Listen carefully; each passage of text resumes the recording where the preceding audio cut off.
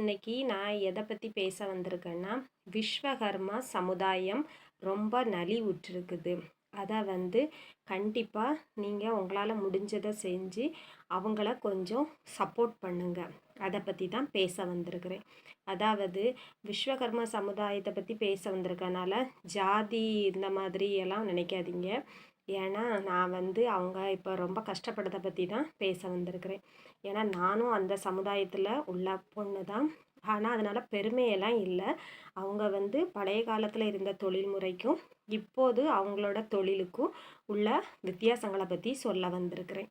அதாவது நான் சின்ன வயசுலேருந்தே எங்கள் அப்பா கூடால இந்த விஸ்வகர்மா இதில் தான் இருக்கிறாங்க. அப்பா இந்த தங்க வேலை செய்யக்கூடியவங்க, ஆசாரின்னு சொல்லுவாங்க. அப்போ எங்கள் அப்பா வீட்டில் தான் பற்ற வச்சுருந்தாங்க. அப்புறமா என்னாச்சுதுன்னா, அவங்க வேலையெல்லாம் பக்கத்தில் உள்ளவங்க கொடுப்பாங்க. கிராமத்தில் இருக்கிறதுனால அவங்கெல்லாம் பழைய காலத்துலலாம் நகை கடையிலலாம் போய் எடுக்க மாட்டாங்க. வீட்டிலையே ஆர்டர் கொடுத்து அதை எங்கள் அப்பா செஞ்சு கொடுப்பாங்க. நான் பொண்ணாக பிறந்திருக்கிறேன், பையன் இல்லை அப்பாவுக்கு. நான் ஃபஸ்ட்டு பொண்ணு தான். அதுக்கு பிறகு தான் தம்பி லாஸ்ட்டு தான் பிறந்தான். அப்புறமா அப்பாவுக்கு 2 தங்கச்சி தான். அப்புறம் என்னாச்சுன்னா, தங்கச்சின்னா அப்பாவுக்கு தங்கச்சி இல்லை, எனக்கு தங்கச்சி. அப்புறம் சின்ன வயசுலேயே மாமா வீட்டிலலாம் கொடுத்து வளர்க்க விட்டாங்க. நான் மட்டும்தான் அப்பா கூட இருந்தேன். அப்போ நான் அப்பாவுக்கு சின்ன சின்ன உதவிகள் செஞ்சு கொடுப்பேன். எங்கள் அப்பா வேலை செய்யும்போது அப்பாவுக்கு ஹெல்ப்பாக சின்ன சின்ன வேலைகள் செய்ய சொல்லுவாங்க. பற்ற வீட்டிலே போட்டதுனால நாங்கள் வெளியில் போகணுன்னு அவசியம் இல்லை. ஸ்கூலுக்கு லீவு நாளெல்லாம் அப்பாவுக்கு உதவி செஞ்சு கொடுப்பேன். அப்போ அப்பாக்கிட்ட எல்லா தொழிலுமே கேட்டுப்பேன்.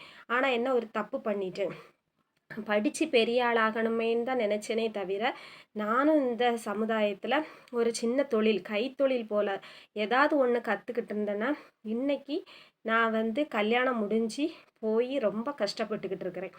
ஏன்னா எனக்கு குழந்தைகளை பார்க்கவும் ஆள் இல்லை.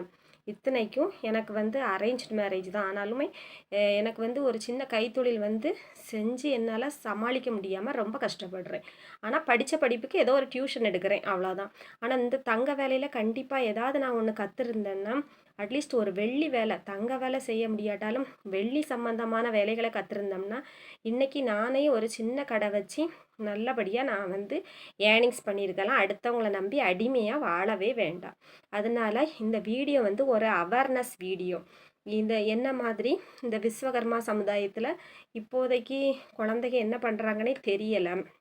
ஆனால் பழைய காலத்துலையாவது கொஞ்சமாவது வேலை நடந்துச்சு. இப்போ விஸ்வகர்மா சமுதாயமே அழிய போகிற நிலமையில தான் இருக்குது. எல்லாருமே ரெடிமேடில் தான் போய் எடுக்கிறீங்க. ஏன்னா உள்ளூரில் வேலை நம்பி கொடுக்கறதில்ல. தங்க வேலைனால இவங்க என்ன பண்ணுவாங்கன்னு தெரியலைன்னு நீங்கள் கொடுக்கறதில்ல. எல்லாமே ரெடிமேடு. அது மாடலாக இருந்த உடனே கடையில் தான் போய் எடுக்கிறீங்க.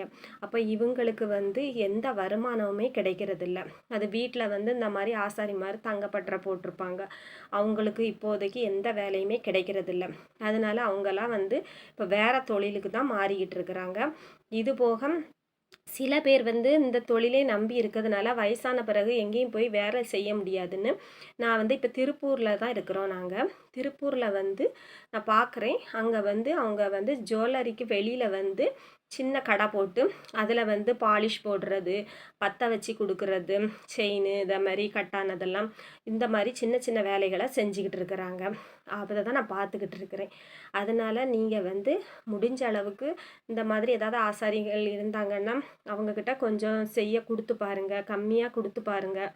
அவங்க கரெக்டாக நம்பிக்கையாக தந்தாங்கன்னா அதுக்கு பிறகு கொஞ்சம் கொடுங்க. பார்த்து எடுத்து கொஞ்சம் அவங்களுக்கும் ஏதாவது கொஞ்சம் சப்போர்ட் பண்ணுங்கள். ஏன்னா அவங்களுக்கு அதை வேலை நம்பி தான் இருப்பாங்க. அந்த வேலை செஞ்சு கொடுத்தா செய்கூலி தான் கிடைக்கும். ஏதோ கொஞ்சம் இன்கம் கிடைக்கும், இல்லைன்னு சொல்லலை.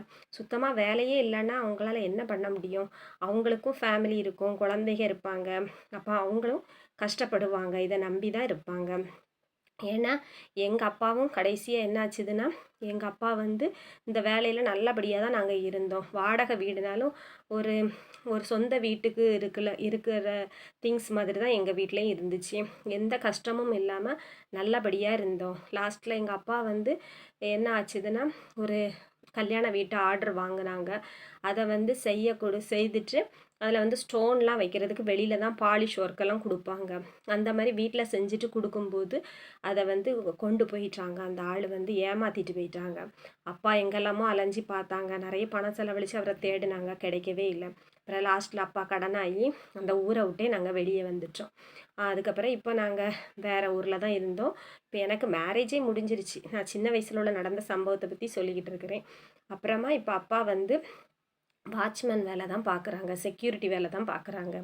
எவ்வளவோ நல்ல நிலமையில இருந்து இன்றைக்கி அவர் வந்து ஒரு 1000 2000 அந்த மாதிரி ரொம்ப நினச்சே பார்க்க முடியலை, அந்த மாதிரி வேலை பார்க்குறாரு. ஆனால் அவரும் சின்ன வயசில் ரொம்ப கொடுமைப்படுத்தியிருக்கிறாரு. அந்த நேரத்தில் கொடுமைப்படுத்தலை, நல்லபடியாக தான் இருந்தோம். அப்புறமா அவர் வந்து கடன்லாம் ஆகி வேறு ஊரெல்லாம் விட்டு வந்த உடனே படிக்க வைக்க முடியாமல் என்னை போட்டு ரொம்ப வேலைக்கெல்லாம் விட்டு ரொம்ப பெண் குழந்தைன்னு ரொம்ப டார்ச்சர் பண்ணியிருக்கிறாரு.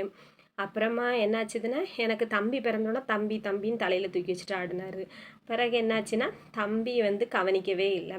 அவர் இப்போ அந்த டிபார்ட்மெண்ட் இல்லை, அவர் இன்ஜினியரிங்லாம் படித்து அவர் வேறு நிலமையில் இருக்கிறாரு. இருந்தாலும் நான் தான் இப்போ அப்பாக்காண்டி வருத்தப்படுறேன். ஆனால் அப்பா வந்து என்னை வந்து கண்டுக்கிறதே இல்லை அந்த வயசில். இப்போ என்னை கண்டு அவரும் வருத்தப்படுறாரு.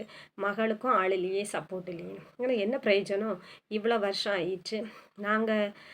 நான் இருக்கிற திருப்பூர், அவங்க இருக்கிறது கன்னியாகுமரி மாவட்டம், நாகர்கோவில். அதனால் நீங்கள் வந்து இப்போ எங்கள் அப்பாக்காண்டி நான் சொல்ல வரல, அப்பா காலம் முடிஞ்சு போச்சு.